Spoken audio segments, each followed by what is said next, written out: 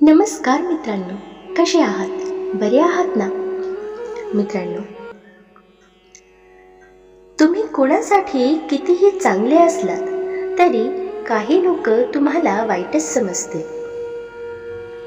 नमस्कार मित्रांनो, आयुष्यात कधी ना कधी अशी वेळ प्रत्येकावर येते जेव्हा आपण एखाद्यासाठी सर्वस्व देतो, त्यांच्या अडचणीत धावून जातो, त्यांच्या अश्रूमध्ये आपले अश्रू मिसळतो.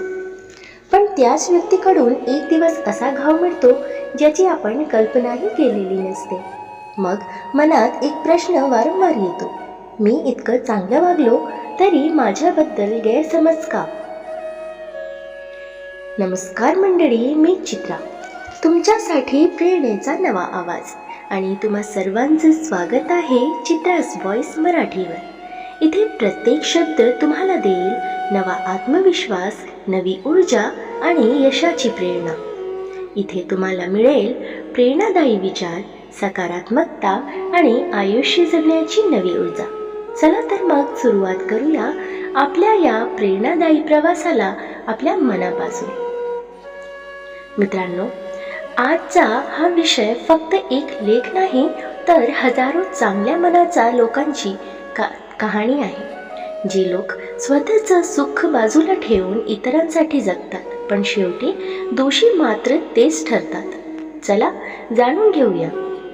तुम्ही कितीही चांगले असलात तरी काही लोक तुम्हाला वाईटच का समजतात? नंबर 1, प्रत्येक जण तुम्हाला आपल्या नजरेतून पाहतो. तुम्ही कसे आहात हे महत्त्वाचं नसतं, समोरचा तुम्हाला कसं पाहतो हे महत्त्वाचं ठरतं. जर एखाद्याच्या मनात आधीच राग असेल तर तुमचं प्रेमही त्याला स्वार्थ वाटेल.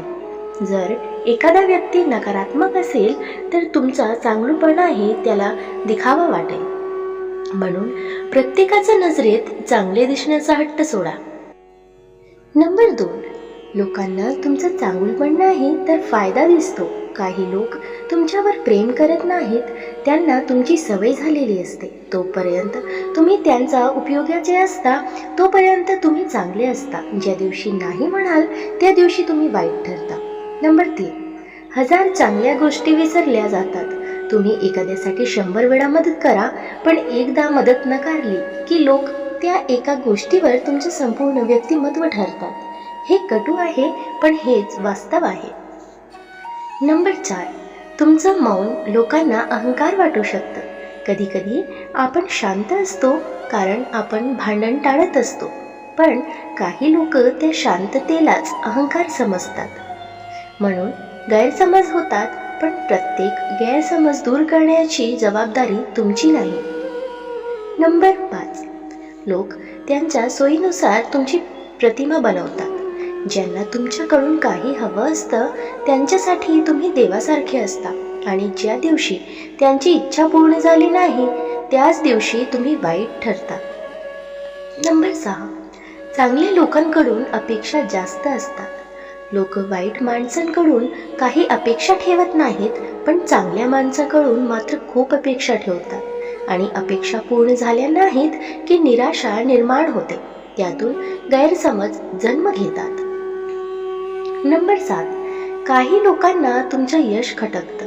जोपर्यंत तुम्ही त्यांच्यापेक्षा मागं असता तोपर्यंत सगळं ठीक असतं, पण ज्या दिवशी तुम्ही पुढे जाता त्याच दिवशी तुमच्या दोष शोधले जातात, कारण प्रत्येक जण तुमचे यश पचवू शकत नाही. नंबर 8, प्रत्येकाला सत्य नको असतं. काही लोकांना सत्य ऐकायचं नसतं, त्यांना फक्त त्यांच्या मनासारखं ऐकायचं असतं. जेव्हा तुम्ही सत्य बोलता तेव्हा तुम्ही त्यांना वाईट वाटू लागता. नंबर 9, स्वतःला सिद्ध करत बसू नका. सर्वात मोठी चूक म्हणजे प्रत्येकाला स्वतःबद्दल स्पष्टीकरण देत बसणं. जो तुम्हाला समजून घेईल त्याला स्पष्टीकरणाची गरज नसते, आणि जो समजून घ्यायचं ठरवत नाही त्याला 1000 स्पष्टीकरणही कमी पडतात. नंबर 10, तुमची किंमत लोकांना मतांनी ठरत नाही. तुमची किंमत तुमच्या मनाने ठरते, तुमच्या कृतींनी ठरते, तुमच्या स्वभावाने ठरते. लोकांच्या मताने नाही, आज जो व्यक्ती तुम्हाला चुकीचे समजतो, उद्या तोच व्यक्ती तुमचं खरं रूप ओळखू शकतो. मित्रांनो, जर तुम्ही मनाने चांगले असाल तर एक गोष्ट कायम लक्षात ठेवा, फुलं सुगंध देणं कधी थांबवत नाहीत. जरी काही लोक त्यांना तोडत असले तरी. सूर्यप्रकाश देणं थांबवत नाही, जरी काही लोक त्याच्यावर टीका करत असेल. समुद्र लाटा पाठवणं थांबत नाही, जरी काही लोक त्यांच्या खोलीला घाबरत असले तरी.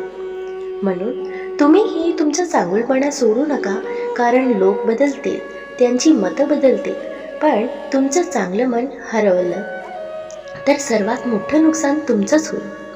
लक्षात ठेवा, प्रत्येकाला खुश ठेवण्यापेक्षा स्वतःच्या मनाशी प्रामाणिक राहणं जास्त महत्त्वाचं आहे.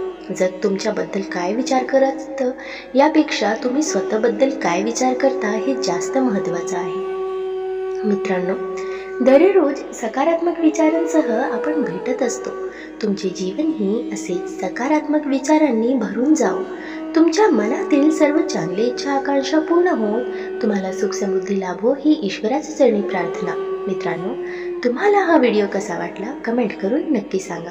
व्हिडिओ आवडल्यास लाईक शेअर करायला विसरू नका आणि अशी छान छान कथा आणि सुविचारासाठी चॅनलला सबस्क्राईब नक्की करा. भेटूया पुन्हा एका नवीन व्हिडिओमध्ये. तवर स्वस्थ रहा, मस्त रहा, आनंदित रहा. धन्यवाद.